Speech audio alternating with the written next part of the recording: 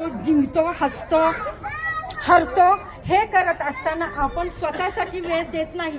आपण स्वतःसाठी वेळ दिला पाहिजे. मग स्वतःसाठी वेळ केव्हा द्यायचा? तो दिवस कोणता? तो दिवस वाढदिवस. काहीच्या मते वाढदिवस 1 वर्षांनी कमी होत जातो.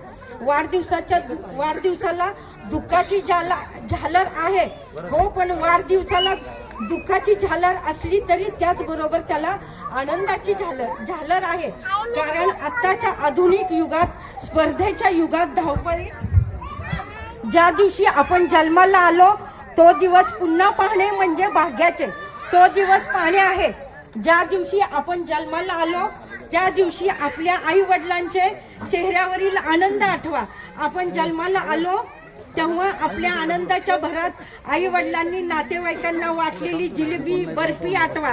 त्या दिवशी आपले आई वडील आनंदी होते. तर मग आपण का नाही राहायचे आनंदी?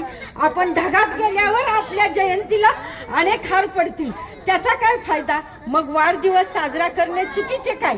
त्याहून किती कटू अनुभव येऊ द्या, किती संकट येऊ द्या, जिवंत असताना वाढदिवस साजरा करण्याला चुकीचं काय? कधी आपण आपल्यावर येणाऱ्या जबाबदाऱ्या, कटू अनुभव, त्यामुळे वाढदिवस साजरा करणाऱ्या इच्छा राहत नाही. पण येऊ द्या किती कटू अनुभव, येऊ द्या किती संकटे,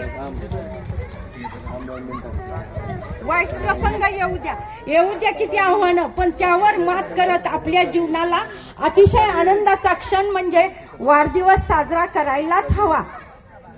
आजच्या या धावपळीच्या युगात आपण मला इथे येऊन जन्मदिवसाच्या शुभेच्छा दिल्या. आपलं प्रेम, आपुलकीचा आशीर्वाद तसेच सदैव सोबत राहू द्या.